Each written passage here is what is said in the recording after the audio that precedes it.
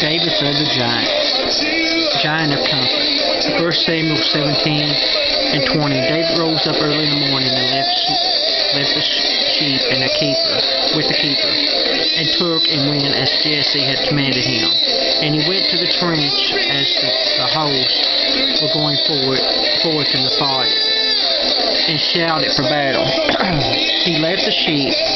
He left his role of being merely a shepherd. He left his place of serenity and comfort. He left what he was most experienced with. He had to defeat the mentality that said, I'm comfortable with my little field. He had to conquer the giant that said, don't challenge me to do something I've never done before. It got easy here, and I'm doing what I've always done. Why do more? How many of us say that tonight? He had to step out of average, mundane, the usual, traditional, and regular. He had to do something different. Some of you need to step out tonight, get out of your comfort zone, face your giant of comfort, and get out. And stop doing the average, the mundane, and the traditional, but do what God intends you to do. If you really must trust and have faith in God, you'll begin to do things that make you feel uncomfortable. You'll begin to go places that challenges your faith. You'll begin to step out of the boats and walk on stormy seas.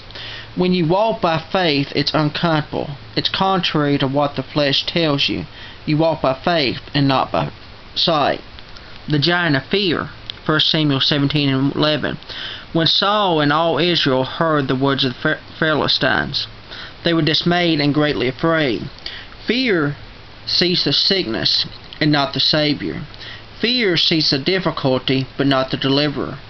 Fear sees the wind but not the walker. Fear sees the fire but not the fourth man in the furnace. Fear sees the lion but not the liberator. Fear sees the valley but not the mountains on both sides.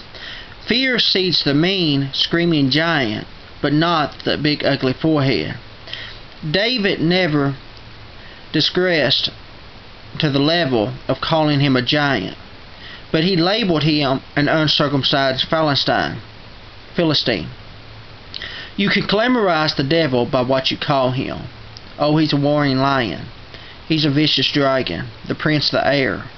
May I set the record straight, he is a liar and the father of all lies. He's a fallen angel. He is a coward, a cheater, a thief. And in my book it tells me I've got power to tread upon serpents. He's already been defeated.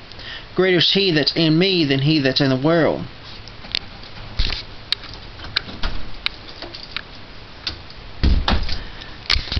The giant of criticism and ridicule. A lot of us will fit in this category. You're tired of being criticized and ridiculed. 1 Samuel 17:28. And Eliab his eldest brother, when had spoken unto the men, and Eliab's anger was kindled against David. And he said, Why comest thou hither? Did with whom what thou left those few sheep in the wilderness?